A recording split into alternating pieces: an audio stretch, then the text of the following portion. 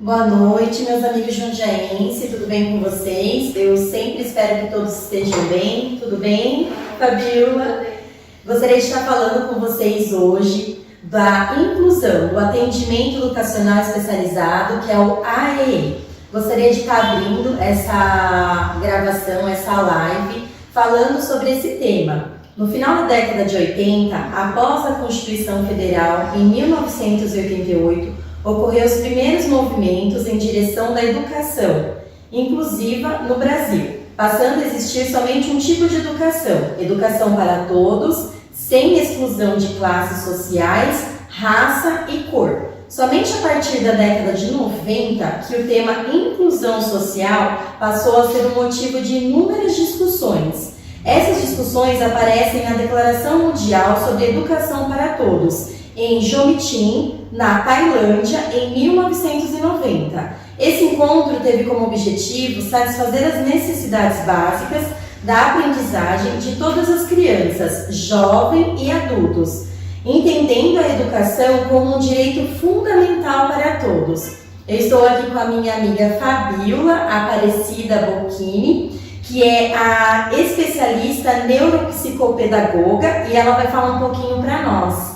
Tudo bem, Fabiola? Eu agradeço o convite para estar falando um pouquinho, sobre a área de inclusão, e sobre o AEE, E para começar, a gente precisa entender o que é o AEE, o Atendimento Educacional Especializado. Ele tem como uma função identificar e elaborar, meios e planos para quem tem deficiência poder, como é que eu vou falar?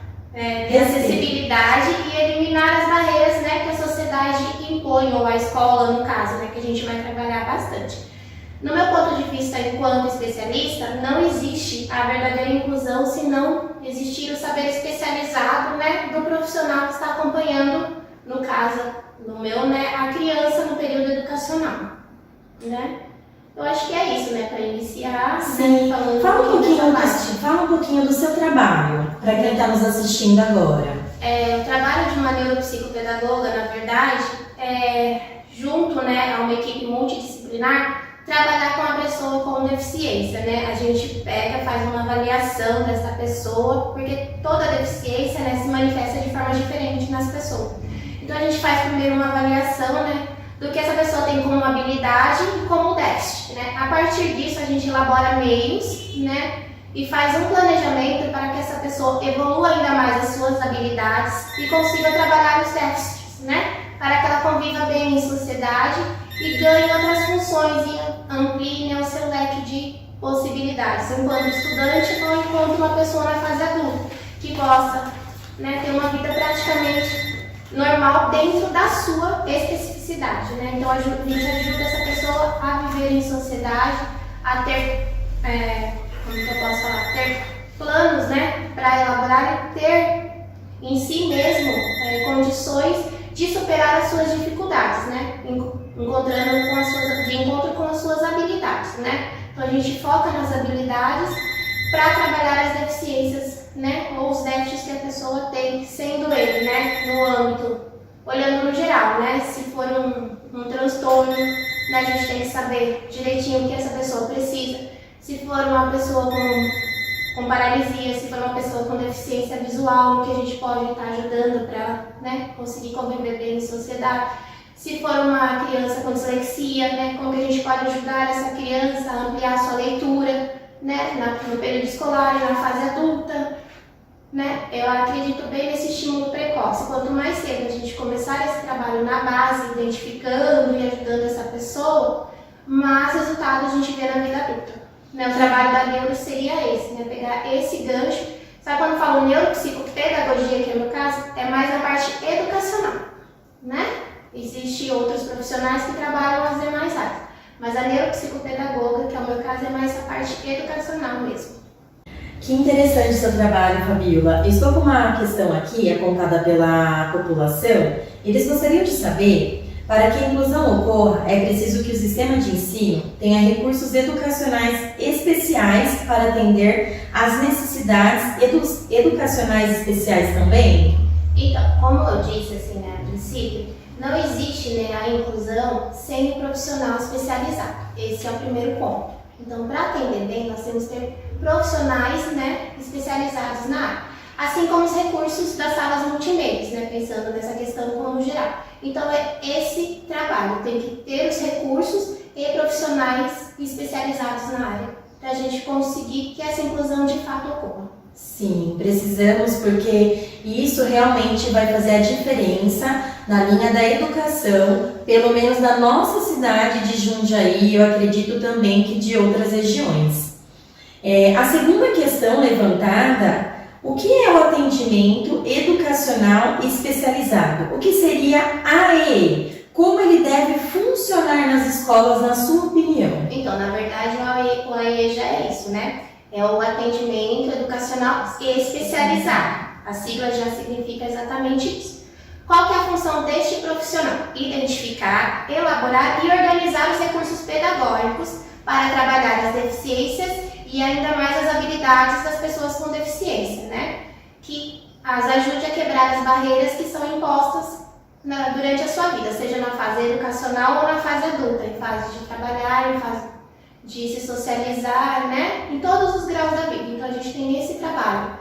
Existe também, isso se dá o nome, né, de plano de desenvolvimento individual, onde a gente pega, faz uma análise, né, de cada criança individualmente, pois nenhuma criança ou um adulto que tenha deficiência é igual ao outro, então cada um tem a sua necessidade específica.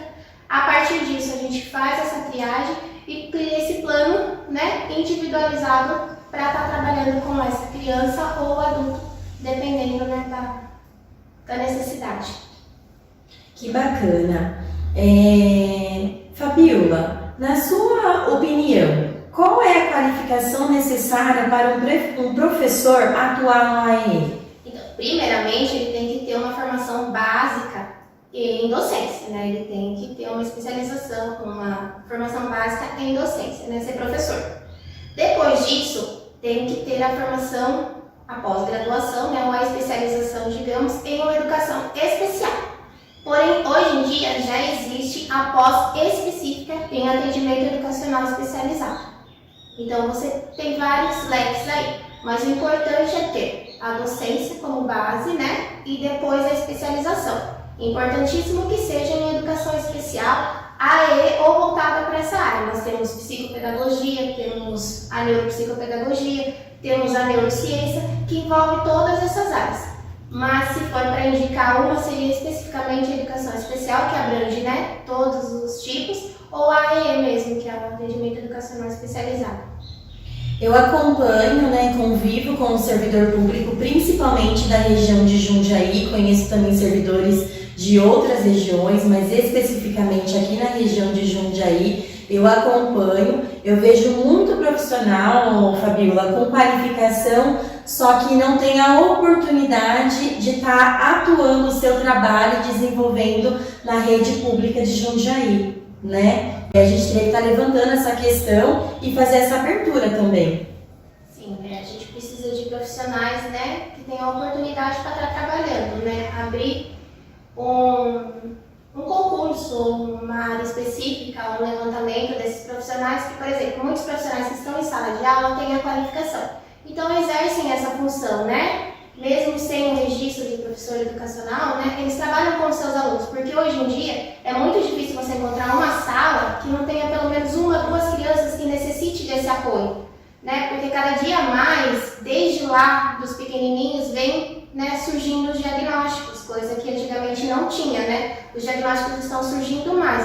Ah, mas antigamente não tinha tanta criança. Não é que não tinham os diagnósticos, né? Mas sempre tivemos crianças com dificuldades na escola, dificuldades na leitura, na socialização, que eram taxados de outra forma, né? Como ou preguiçosos, ou não queriam estudar, ou eram rebeldes, né? E hoje em dia a gente já sabe que com o estímulo, com esses tratamentos, com essa abertura da medicina, já vieram os diagnósticos. Então, por isso que teve essa amplitude. Enquanto professores de sala que têm alguma formação, correm atrás, fazem esse atendimento. Mas especificamente, né, precisa desse profissional. Então, eu acho que precisa ter, assim como nas cidades da região, né, como você citou, Existem já, né, abertura de concursos para ter este profissional, né, nas escolas como apoio. Ou em outras cidades, né, tem o concurso interno ou a indicação para a abertura desses polos. Aí depende de cada município. Mas ainda aqui na região de Jundiaí a gente não tem e deveríamos ter sim esse concurso aberto para as pessoas que têm qualificação e interesse, tá prestando, e sim a gente desenvolver melhor esse sistema do AEE na nossa região de Jundiaí. Principalmente para você, mãe e pai, que está nos assistindo nesse exato momento e tem o seu filho com dificuldades especiais, né?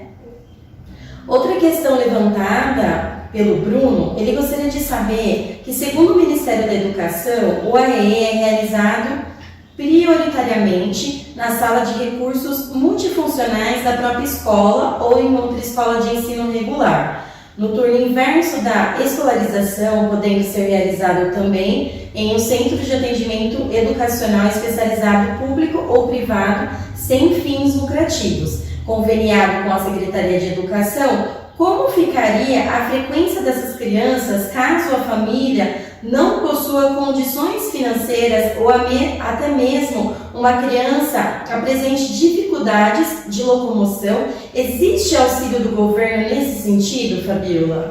Então, sobre essa questão, eu acho muito válida estar fazendo este levantamento, porque assim, não é todas as escolas que têm essas salas de multimeios, né, que se chama. Elas são localizadas em polos. Às vezes a criança está numa escola e tem esse polo próximo à residência. O que é feito atualmente? Coloca-se a criança nesses polos mais próximos da sua escola, realmente no período contrário, para que ela possa frequentar a sua sala, né, normalmente no período de estudo. Ou é fechado convênio com essas instituições da região. Sobre o apoio de locomoção, infelizmente, pelo que eu saiba, até enquanto mãe, não existe esse apoio financeiro.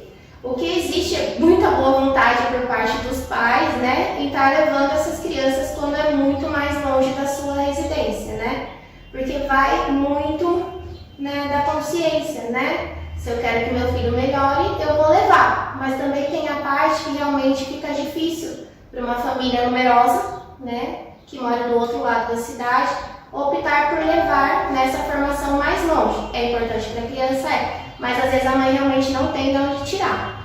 Atualmente, pelo que eu saiba, não tem nenhuma ajuda financeira nesse sentido, de levar as crianças ou de ajudar. O que eu sei é que existe, por exemplo, para aula normal, né? Digamos, normal na escola, existe sim uma ajuda de custo de vale transporte, né? Para a mãe levar as crianças para a escola. Eu não sei se esse benefício se estende às terapias. Eu acredito que não, né? Mas também só existe esse benefício se perto da onde a criança mora não existir a vaga, né? E elas ter que se obrigatoriamente matricular numa outra escola, que tem uma quilometragem aí, né? Tem que estar verificando certinho que eu não vou lembrar. Aí sim é fornecido esse vale transporte para a mãe e para a criança.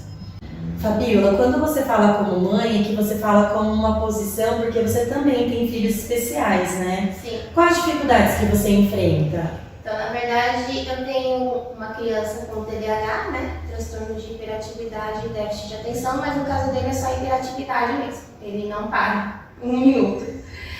Mas é muito inteligente. E no caso eu tenho gêmeos, um menino diagnosticado já, né, com espectro autista leve, e a irmã, né, com epilepsia, e no caminho do fechamento final também do espectro autista. As dificuldades como mãe é encontrar justamente essa posição na escola, é este apoio da comunidade escolar em si. Eu posso falar um pouquinho da rede particular, que é onde meus filhos se encontram no momento, mas também já tive experiência na prefeitura, né, onde meus filhos foram encaminhados para os núcleos, né, de estimulação precoce, porque eles estudaram no infantil 1 e 2, né, então existe o centro de estimulação precoce para qual a gente encaminha. E agora eles estão numa escola particular, né, onde a gente vê que a inclusão de fato não se dá. Por isso que eu bato muito na tecla, não existe inclusão sem um profissional especializado para estar dando todo esse suporte. Porque às vezes, por mais que a professora da sala tente, né, se ela não tem a formação, ela não consegue e não entende certas barreiras. Aí que entra o profissional, ou do AE, ou o profissional de apoio para a criança que possa fazer essa barreira. Então, como mãe, hoje em dia eu acho que a maior barreira que a gente enfrenta na realidade é essa falta do profissional de apoio nas escolas. Sim.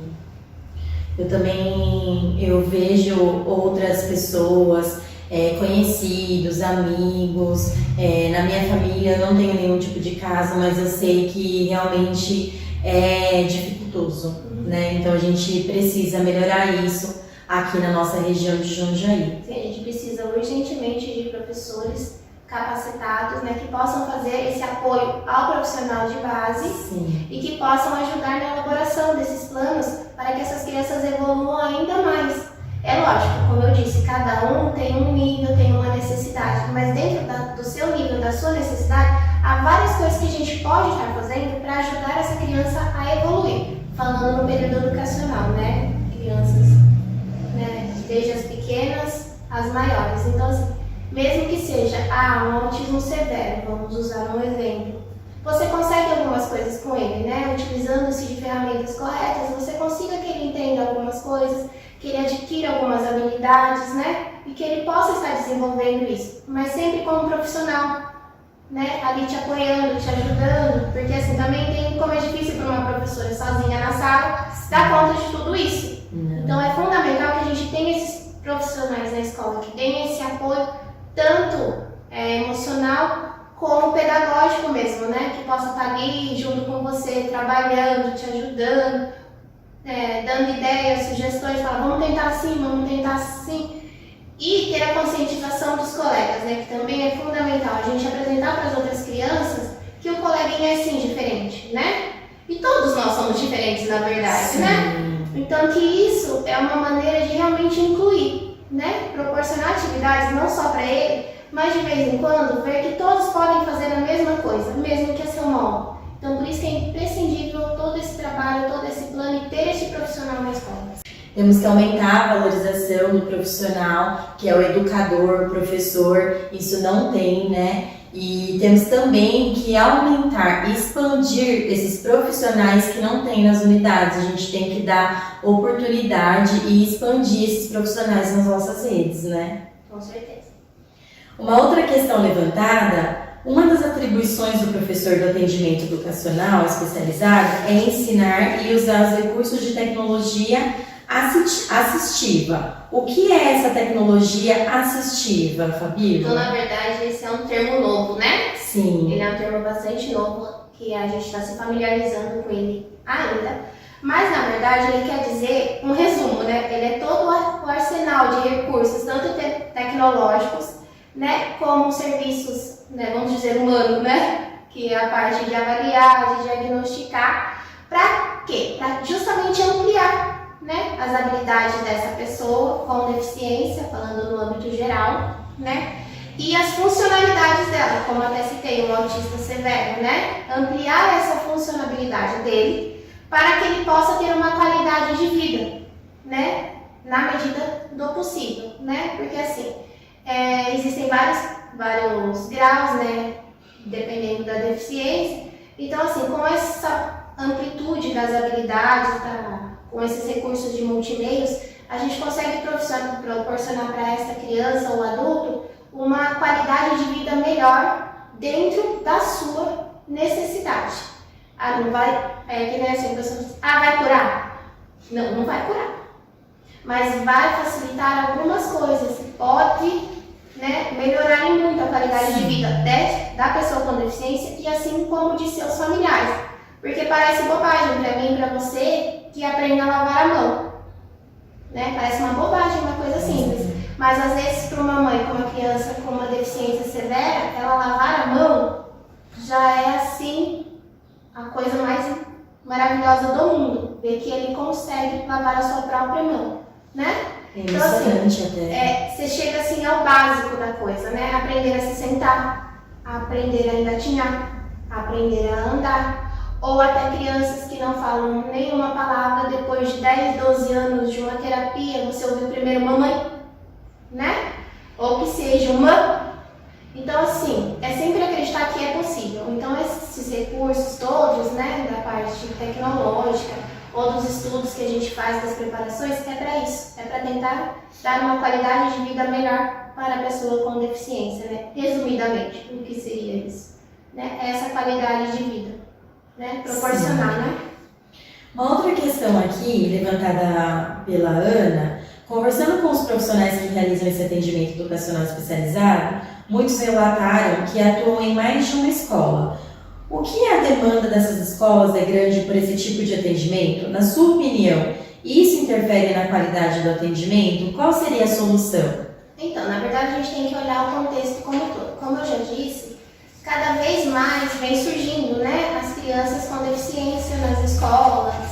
Por quê? Por conta de diagnóstico. Antigamente a gente não tinha os diagnósticos, agora a gente tem.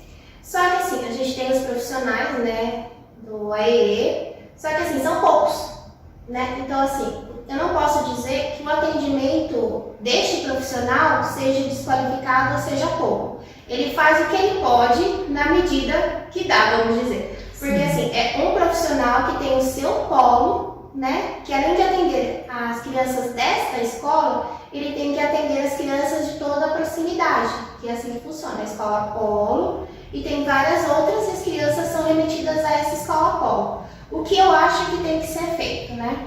É a gente fazer um levantamento realmente de quantas crianças existem com necessidades, sendo ela de apoio pedagógico, ou sendo de deficiência mesmo, né? Ou tem um espectro autista, porque cada um é assim. Nós temos desde dislexia, que também precisa de um apoio, descalculia. Então tem vários tópicos que a criança precisa de ajuda e esse professor do AE pode estar ajudando o professor de sala na elaboração. Só que assim, se torna muito desgastante para esse profissional, porque é um profissional para atender muitas. Então, o que ele acaba fazendo? Ele tem que dar conta da sua sala multimeios, atendimento ao professor e as visitas às escolas. Então, eu acho que precisa, primeiramente, um levantamento de quantas crianças estão realmente, atualmente, na rede, independente daqui de Jundiaí ou de outros municípios, quantas crianças realmente existem, né? E as que estão em fase D, porque a gente pode ter 10 no momento nessa escola, mas a professora já está com um olhar diferenciado ali, achando que pode precisar, né? Então, com base nisso, ver, né, ver quantos esse profissional pode atender, baseado mesmo em legislação, né? Tem lá quantas crianças podem ser atendidas pelo profissional. Baseado nisso, ver a sala de multimeios onde está localizada. Bom, essa sala é uma sala ampla, então eu tenho a possibilidade de atender mais crianças. Ou é uma sala menor, porque existe isso, né? Dependendo da escola, como é montada essa sala. Então, eu consigo atender tantas crianças. Então, este é meu número. Aí vamos ver, aí sobrou muitas mais. Então, vamos ver se a gente consegue abrir mais centros, né? Então, eu acho que assim, primeiramente é o levantamento.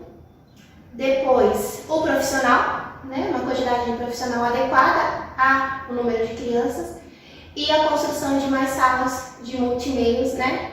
E eu acho também que tem que ser separado por segmentos, porque assim, não adianta a gente querer fazer um documento único, né, para todas as faixas etárias. Então assim, a necessidade de um infantil 1 das crianças não é a mesma necessidade de um infantil 2. Ou de um fundamental que está na fase de alfabetização. Então, eu acho importante ter núcleos também de acordo com a faixa etária das crianças. Então, por exemplo, ter uma sala mais lúdica, né, para os pequenos, com atividades voltadas a essa faixa etária, uma ao infantil 2, que também está lá, né, meio ligado ao infantil 1, que está na transição para o fundamental, e a sala do fundamental, com recursos necessários para aquela faixa etária. Um recurso não pode ajudar o outro? Sim, pode. Mas se a gente continuar com essa mentalidade que um sistema só funciona, não vai conseguir ajudar nem o profissional e nem a criança, porque cada um é único. Então eu acho que precisa de mais salas, né? Um levantamento mais correto da quantidade de crianças. Sim. E este profissional, sem dúvida, né, ter uma abertura maior para uma quantidade de profissionais capacitados, né? Seja mediante concurso, seja mediante a indicação, seja mediante o currículo, né? Porque a pessoa e tem que se identificar. Não adianta também pensar no lado financeiro, porque não é também uma retribuição grande que a gente tem. A maioria a gente fala que a gente fala pedagogia por amor, né? Porque a gente que está lá, né, a gente acaba, né, atendendo essas crianças. Mas eu acho que é isso, tem que ter mais profissionais, né? Independente se do AE ou profissionais de apoio, eu acho que também tem que ser criado um apoio para as escolas, né? Eu sei que esse profissional do AE, além de tudo, dá esse apoio, né? Para as professoras, para as diretoras, para a gestão, ele dá todo esse apoio. Mas eu acho que também entra em conflito, porque ele tem que atender a demanda dos alunos dele, trabalhar nessa sala de mês, dar o apoio ao professor e ainda fazer as visitas escolares, né? Então eu acho que acaba sobrecarregando esse profissional. Então eu acho que a gente poderia dividir isso também, né? Aumentando o número de profissionais, a gente pode se dividir, né? Entre o atendimento, né, em loco. E vamos ter mais qualidade, né? Que é o importante. Sim, em loco ou, né, o apoio profissional. Eu acho que na verdade tinha que ter isso mesmo, uma política, né, pública mais específica, né, para organizar. Para que realmente isso ocorra, uma organização, essa divisão e uma qualidade, principalmente para essa criança que precisa receber esse atendimento. Meus amigos, eu quis trazer essa questão que é fundamental da educação. Eu valorizo muito você, professor, professora que está me assistindo. Eu vejo o quanto vocês realmente se dedicam e desenvolvem e conseguem concretizar a educação aqui na nossa região de Jundiaí. Eu quis trazer esse tópico que é o atendimento educacional escolar, que é muito importante, principalmente para os pais que têm crianças especiais. E realmente a política aqui não está ocorrendo para que a gente tenha uma qualidade de serviço melhor. Fabíola, muito obrigada pela sua atenção, por participar desse bate-papo, por contribuir com as suas experiências, tá? Muito obrigada mesmo, e eu tenho certeza que foi fundamental todas as informações que você contribuiu para os pais que têm criança especial, para os professores que estão nos assistindo e até mesmo para a população saber que isso é um fator que precisamos cobrar e realmente é um fator que precisamos desenvolver aqui na nossa região. Eu que agradeço o convite, né? Passei um pouquinho da minha experiência, né, enquanto mãe, enquanto profissional, que eu acho sim que a gente precisa dar um olhar especial, né, para essa inclusão, para essa parte escolar que às vezes é esquecida. Apesar de estar sendo atendida de alguma forma, não está sendo da forma correta, né? A gente precisa sim de uma política e de alguém que batalhe por isso. Falo enquanto mãe, né, que a gente precisa muito desse apoio. E agradeço novamente o convite, né? E se precisar, né, estamos à disposição, tá bom? Obrigada.